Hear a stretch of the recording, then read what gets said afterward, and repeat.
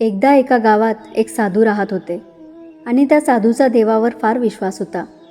ते नेहमी एका झाडाखाली बसून देवाची तपश्चर्या करायचे. सर्व लोक त्या साधूला फार मानायचे आणि एक दिवस त्या गावामध्ये खूप जोराचा पाऊस झाला आणि पूरही आला. सगळीकडे पाणीच पाणी. सर्व लोक आपला जीव वाचवायला इकडे तिकडे धावू लागले. तेव्हा सगळे बघू लागले की एवढ्या पावसातही ते साधू ध्यान लावून बसूनच होते.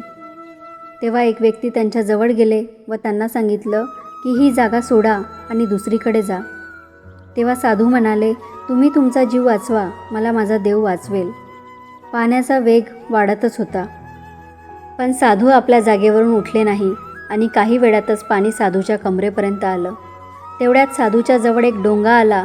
लोकांनी त्यांना डोंग्यात बसायला सांगितलं. तरीही साधूंचं तेच म्हणणं होतं की तुम्ही जा, मला माझा देव वाचवेल. पाण्याचा वेग वाढतच होता. तेवढ्यात साधू झाडावर चढले. तितक्यात तिथे एक विमान आलं. विमानात बसलेल्या माणसांनी साधूला विमानात बसायला सांगितलं. तरीही साधूंनी तेच म्हटलं की तुम्ही जा, मला माझा देव वाचवेल. पाण्याचा वेग वाढतच होता आणि वाढता वाढता पाणी साधूंच्या डोक्यापर्यंत आलं आणि पाण्यात बुडून त्या साधूचा जीव गेला. साधू जेव्हा स्वर्गात गेले तिथे जाऊन त्यांनी देवाला विचारलं की मी तुमची एवढी तपश्चर्या केली तरी तुम्ही मला वाचवलं का नाही? तेव्हा देवानी म्हटलं, अरे मूर्खा, मी 3 वेळ तुला वाचवायला आलो होतो.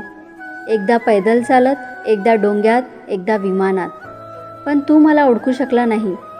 तुझ्याजवळ 3 संधी होत्या स्वतःचा जीव वाचवण्यासाठी आणि 3ही संधी तू गमावल्या.